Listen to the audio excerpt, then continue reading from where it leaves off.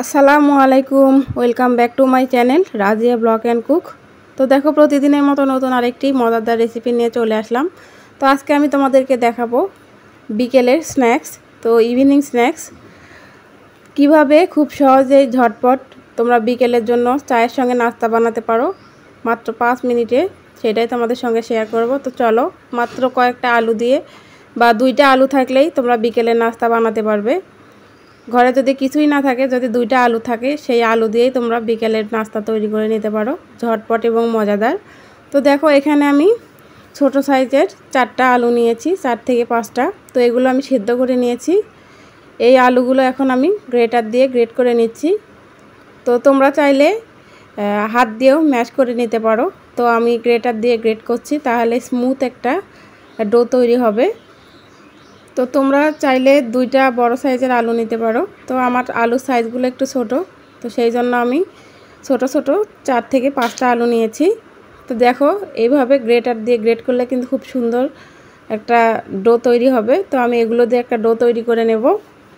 তো তোমাদের কাছে যদি এরকম গ্রেটার না থাকে, তো তোমরা হাত দিয়ে গ্রেট করে নিও। তো এই নাস্তাটা এতটাই মজাদার এবং এতটাই লোভনীয়, মাত্র কয়েকটা উপকরণে তোমরা যে কেউ এই নাস্তাটি তৈরি করে নিতে পারো।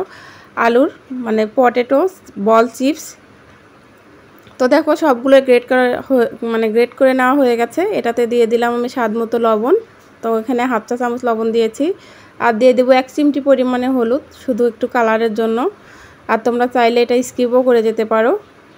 আর দিয়ে দিব হাফ চা চামচ শুকনো মরিচের গুঁড়া। তারপর দিয়ে দেব আমি 3 চামচ কর্নফ্লাওয়ার। তোমরা যদি কর্নফ্লাওয়ারের পরিবর্তে এখানে চালের আটা অথবা ময়দাও দিতে পারো চাইলে।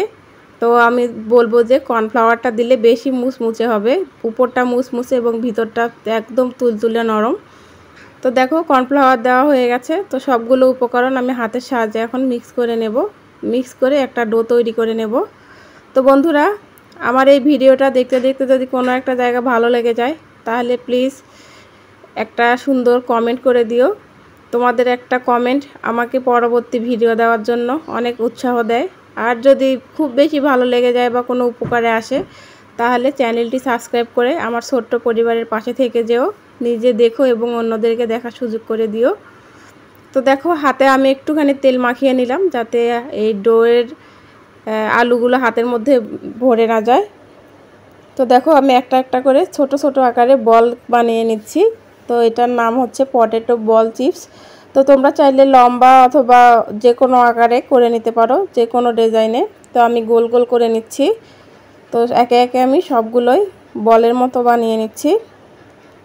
তো যারা নতুন বন্ধু, তাদেরকেও জানাই অনেক অনেক ভালোবাসা। আর যারা পুরনো বন্ধু, তাদের সহযোগিতা ছাড়া আমি এত দূর আসতে পারতাম না, তাদেরকেও জানাই অনেক অনেক ভালোবাসা। তো দেখো, কথা বলতে বলতে সবগুলোই বানানো কমপ্লিট হয়ে গেছে, এখন ভেজে নেওয়ার পালা। তো দেখো, চুলায় একটা ফ্রাই প্যান বসিয়ে দিয়েছি, এটাতে দিয়ে দিয়েছি আমি পর্যাপ্ত তেল। তো এই স্ন্যাক্সটা ডুবো তেলে ভাজতে হয়। তো দেখো, আমি 1 কাপ পরিমাণে তেল দিয়ে দিয়েছি এবং চুলার আঁচটা মিডিয়াম টু লো রেখেছি। তো দেখো, হালকা কুসুম যখন গরম হয়ে যাবে তেলটা, তখন কিন্তু দিতে হবে। যখন হাই বেশি গরম হলে কিন্তু দেওয়া যাবে না, তখন দেখা যাবে যে নিচটা পুড়ে গেল, উপরটা পুড়ে গেল, ভিতরটা কাঁচাই থেকে গেল। তো অবশ্যই চুলার আঁচটা মিডিয়াম টু লো এর মধ্যে রাখবে। আর হালকা কুসুম গরম হবে যখন তেলটা, তখনই দিবে, খুব বেশি গরম করে দেওয়া যাবে না। তো দেখো, বলগুলো আমি একটা একটা করে উল্টে পাল্টে খুব সুন্দরভাবে ভেজে নিচ্ছি। তো এইভাবে আমি কিছু সময় ধরে এগুলো ভেজে নেব, লাল লাল করে বলের মতো একদম হয়ে যাবে। তো এটা তাড়াহুড়ো করলে চলবে না, একটু হাতে সময় নিয়ে ভেজে নিতে হবে, তখন কালারটা নিজে থেকে চেঞ্জ হয়ে যাবে। তো দেখো, মাশাআল্লাহ অসাধারণ কালার এসছে। তো এগুলো হয়ে গেছে, আমি এখন নামিয়ে নেব। তো দেখো, আমি একটা টিস্যু পেপারের উপরে এগুলো একটা একটা করে সবগুলোই নামিয়ে নিচ্ছি। এই টিস্যুটা আমার এই প্লেটের উপর দেওয়ার একটাই কারণ, এক্সট্রা যে তেলটা থাকবে সেটা কিন্তু এই টিস্যুর মধ্যে উঠে যাবে। তো বেশি তৈলাক্ত জিনিস খাওয়া কিন্তু শরীরের পক্ষে একদমই ভালো না। তো দেখো, তৈরি হয়ে গেল মজাদার পটেটো বল চিপস। তো আমার এই ভিডিওটি কেমন লাগলো অবশ্যই কমেন্টের মাধ্যমে জানাবে। তো একটা আমি তোমাদেরকে ভেঙে দেখাবো ভিতরটা কেমন হয়েছে। উপরটা কিন্তু মাশাআল্লাহ অনেক মুচমুচে হয়েছে এবং ভিতরটা কিন্তু একদম সফট হয়ে গেছে, মানে নরম একদম তুলার মতো। তো দাঁড়াও তোমাদের একটা ভেঙে দেখাচ্ছি।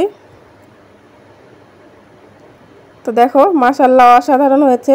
তো আমার এই ছোট্ট ভিডিওটি কেমন লাগলো অবশ্যই কমেন্টের মাধ্যমে জানাবে। ভালো লাগলে লাইক কমেন্ট এবং শেয়ার করে দিও, নিজে দেখো এবং অন্যদেরকে দেখার সুযোগ করে দিও।